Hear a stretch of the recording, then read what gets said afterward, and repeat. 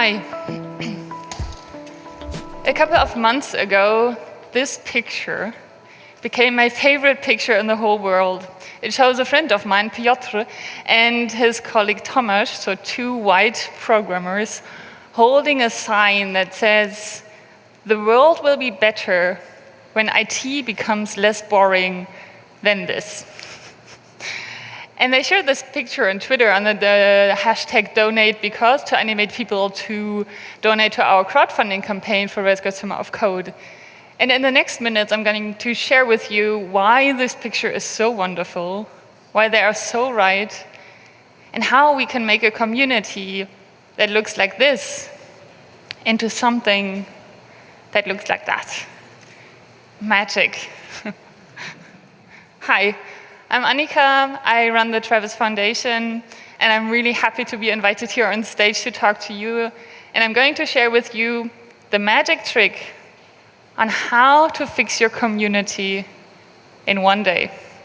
I'm going to talk about what diversity is, what it brings us, why we need it, and how we can achieve it, because diversity is achievable. And to understand what's going on, we need to take a look at the field of technology and engineering in general, where we will find related issues and roots of the problems that we are facing in our communities. So our world is as diverse as some tech companies can only wish for. We are surrounded by different age groups, genders, cultural and religious backgrounds, job levels, bodies, abilities, sexual preferences, etc. For this talk, I'm mostly going to focus on gender, and I'm mostly going to focus on women, since that's what my expertise is.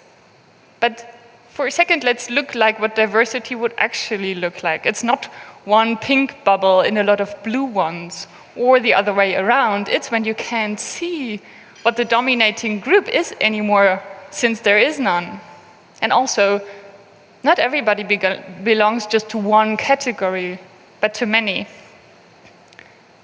And did you know that only 10% of the world population are white and male, but most of the people creating the software we use all over the world every day are white and male? So if we have non-diverse teams, it's because of a social imbalance.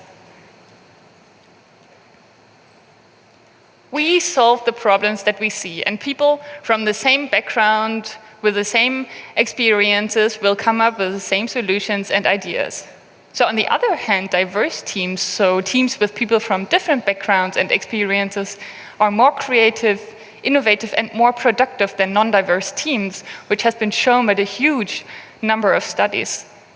So that means that diversity is a key ingredient to growing a strong and inclusive community and a business that is built to last. And even financially, it shows that companies that include many women in senior positions show better financial results than companies that only have few women or actually no women in senior positions. A diverse team can also capture a greater share of the consumer market, because it has been proven that teams with people from different backgrounds can more effectively, of course, market to consumers from different backgrounds. And one good example for what a diverse team can come up with is, for example, the closed captioning feature of YouTube videos, which was a huge win for Google and had a big impact on their customer market. So the story is that when the internet was invented, it was awesome for deaf people, because it was all in writing and they could understand everything. But then videos kept turning up, and they couldn't understand them anymore, and they were left out. So the deaf engineer Ken Herenstein developed and pushed forward the release of the closed captioning feature for Google videos, which was then later added to YouTube. You can see this, it's like this little CC sign, you can click it on and off, and then your subtitles show up. And this feature, it had a huge business impact well beyond the community of the deaf and well beyond what was anticipated. So now people from all over the world can make their videos accessible for a big audience, and users can understand videos that are not in their mother tongue thanks to this feature. So now the world, including the deaf community, can connect even further, and Google has proved its importance on the market once more. And at this point, I prepared a bad example, but spoiler alert, it now has some kind of a happy ending. I'm talking about Apple's Health Kit, which is also included in the Apple Watch. When they promoted it, they said, so you can monitor all of your metrics that you're most interested in. Well, you can monitor everything up to your sodium intake, but just not your period. Something that women have been tracking for centuries, and that is one of the health-related issues women are concerned with every day. But I'm happy to report that only 2 weeks after I pointed this out at a talk, Apple announced that with iOS 9, they will finally include a period tracker. So they do listen. Okay, joke aside, I'm happy that they finally came to their senses, and it just shows that these fails happen if teams are not diverse. And they're not diverse because of a social injustice. It's how Lena Reinhardt said, if a community is not diverse, it's broken. Diversity is the default. It's not a feature. But let me show you what that actually means. If we take a look at the path people usually take in entering tech, so we can imagine a kind of pipeline where people usually get around when they enter university, they study, they get a job, get promoted, etc. But a study from last year found that half the women entering the field will at some point leave. 50%. That's double the turnover rate than men. So we have holes in our pipeline, and at this point we are filling a damaged pipeline, which is very frustrating. So why does it leak? Why do women leave? They leave because of hostile work environment. They leave because they feel isolated. There's a lack of career paths for them. They're often overlooked in promotions. And we have a lack of role models in tech. The other thing is that we don't even have so many women in the field of technology. So women hold about 50% of the jobs that there are, so quite equal. But only 20% of jobs in tech. And in open source, it's much worse. We only have 11% of women. So this is our problem. Out of the few women that make it into tech, half of them are leaving. And one of the barriers that keep women from entering the field easily or making it to the top is that the bar is set so much higher for women and minorities.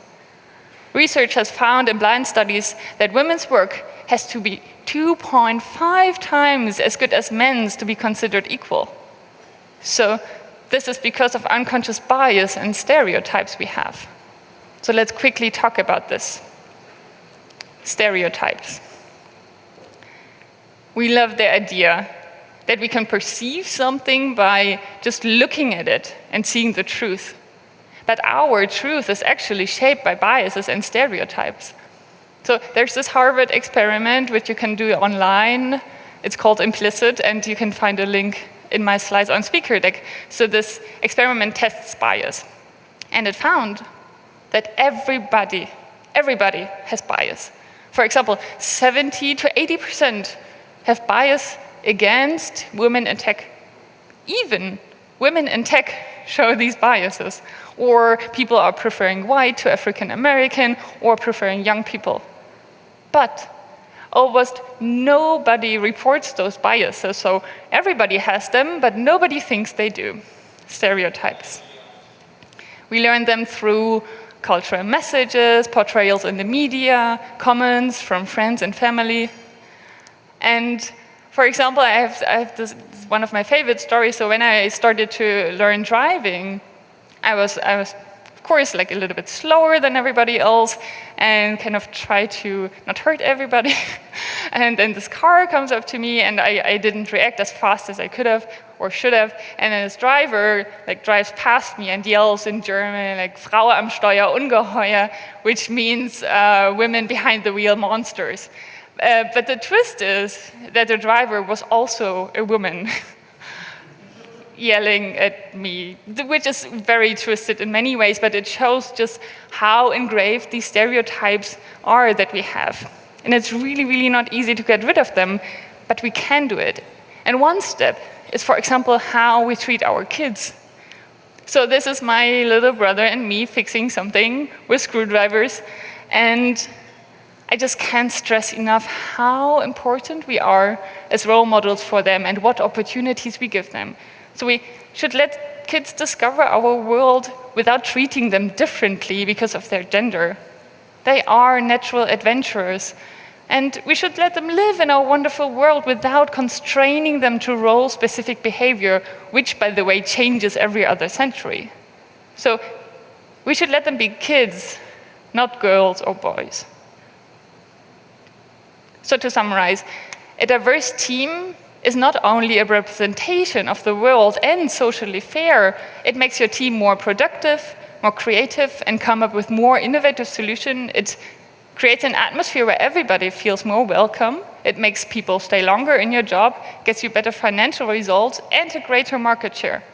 So in 3 words, diversity is awesome. So great, let's see what we can do to get it. First, we can start with ourselves. I really recommend taking this Harvard test and educate yourself.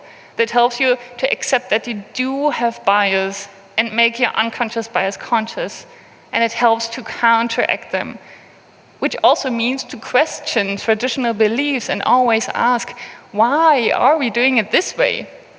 This helps to dismantle hidden biases that may produce barriers for women in tech. We can also fix some leak in our broken pipeline by recognizing women's work. That means make sure that women's voices are being heard. So push them forward and show that you believe in them. Be a mentor for somebody and actually share your expertise. And of course, as key as for men to support women, it is for women to do the same and to connect to others and reach out. So make yourself visible. I can get off my couch more often and go to user groups and more conferences. I can take part. I can make myself visible in attending. And we should try to be the role model that we wish we'd had. And I'm not saying it's easy. It's hard. And sometimes it's horrible. But if we have each other's support, then it's a little bit easier. So take a friend if you don't want to go alone, or support others if it's with a tiny email saying, hey, I really love what you're doing, keep on doing it, or supporting somebody in a meeting, or inviting her to give a talk. We can reach for the stars, but we need each other for that. We can't do it alone, so we need the support from our family, colleagues, and friends. We can be each other's support. So let's all, people of all gender, cause disruption and break stereotypes. And research has shown that we perform worse if we hear that we're not good at what we do just before. So we should stop telling women they can't do math and stop telling men they can't take care of their kids. We have to break those stereotypes that are holding us back. And words are powerful, so we should use ours wisely. And to show you a case study that implemented all these points, I will show you how we've built Rails Girls Summer of Code. It's a 3-month scholarship program that enables women to work on open source projects in every language, not just Ruby. And it started off as a kind of dream from some Rails girls, organizers and coaches in Berlin. They wanted to give the Rails Girls students a kind of perspective, because after attending the beginner's workshop and falling in love with programming, the students are encouraged to found their own study group and keep on learning. And so now they could actually keep on learning towards a goal, the Summer of Code. So Rails Girls Summer of Code took the Rails Girls movement to the next level in connecting all the good things that are happening in the Rails Girls community and keeping the momentum going and companies involved in open source. The concept is that we have always 2 students pair up. They will find coaches. They will choose one of the open source projects. I think we had around 36 projects this year where they could choose from. And after that, they will apply as a team for a scholarship, which is full-time, 3 months, and sponsored. And the money comes from amazing sponsors, like, for example, GitHub and Travis CI, who are partners. And together with all them and many other amazing sponsors, and many, many awesome human beings, remember Piotr and Tomasz? They actually helped us fund more money with this. And there are many amazing people out there who donated out of their own pocket and spread the word. And in the last 2 years, we usually could sponsor 10 teams each year. But this year, even though they said the third year is going to be the hardest, this year we raised even more money, 120,000 US dollars, which means that for the first time ever, we could actually fund 16 teams, which is super crazy awesome, by the way. And in the program, we not only have sponsored teams, but also volunteering ones who didn't get a sponsored seat, but wanted to contribute to open source no matter what, and code in their free time, which is very inspiring. And in the last 3 years, we had all in all 104 women who are taking part in this program, and who are coming from all over the world. So this year we have teams from Kenya, Portugal, India, the US, Germany, Australia, and so on. And they're coming from many, many different fields and backgrounds. We had, for example, movie directors or photographers or people who studied human-computer interaction and French philology, or they worked in marketing. But they all shared the same summer. They were all coding on open source projects. And these are one of the projects we've had in the last 3 years. So, for example, Speakerinnen or Cocoa Pods, Bundler, Lotus, Diaspora. But my favorite one is Speakerinnen, because it is a hands-on fix to the problem of few women speaking at conferences and meetups. It's a database where women can sign up with their biography and with the topics they can talk about.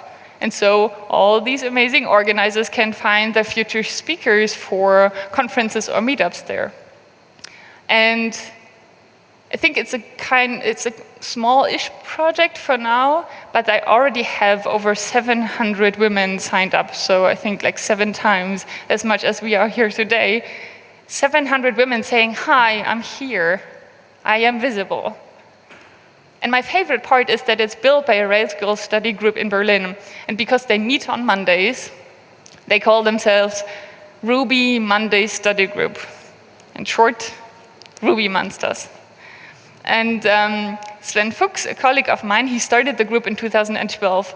And the group kept on learning after their first Rails Girls beginner workshop. And they built Speakerinnen while learning how to code.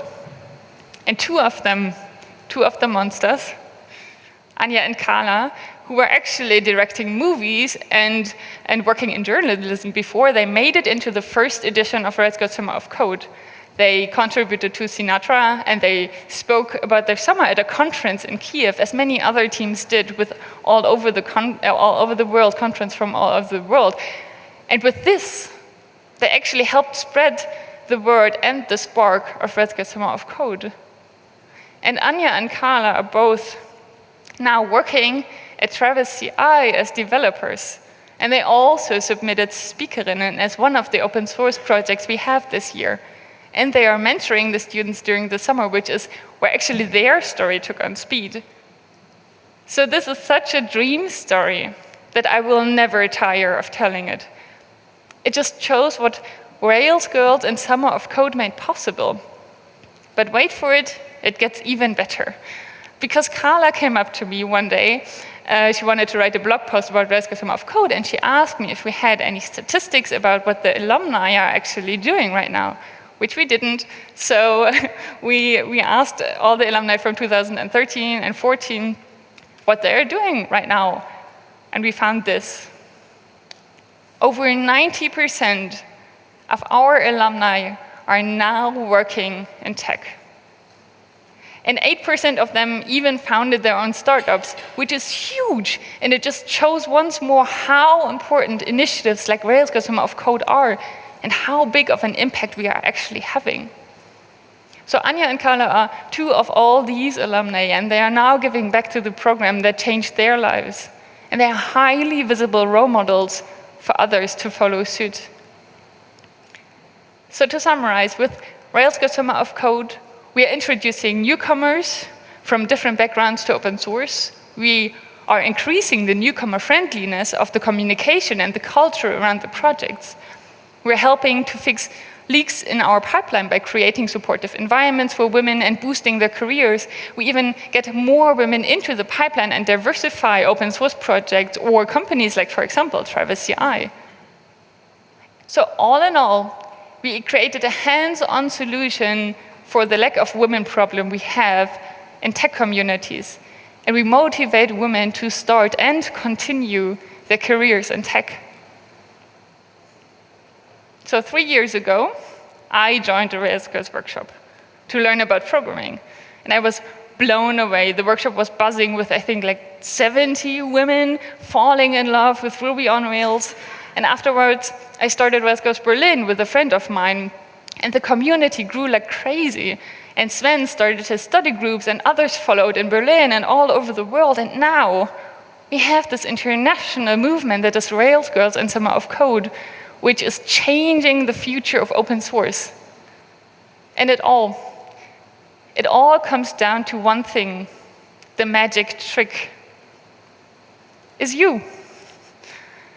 Initiatives like Rails Girls Summer of Code are only possible because so many people are putting in some hours of their lives and are coaching and organizing and mentoring. And it needs people giving their time, and it shows what actually can happen, what they do. So let's remove all the barriers for minorities in open source and tech. Let's build thriving communities. Put in our love and support to make some change, because this is our community. This is our responsibility. And in the end, it's really not because of statistics and facts and diversity as a selling factor. In the end, we are talking about social justice and building the world we want to live in and we want our kids to live in. And the good news is, change is possible, and it only takes us one day, a couple of hours. It takes a study group, a workshop, a conference, a change of mind and heart. One first step. And everybody can do it. We are all in this together. So let's not waste another second and start with it today. Thank you.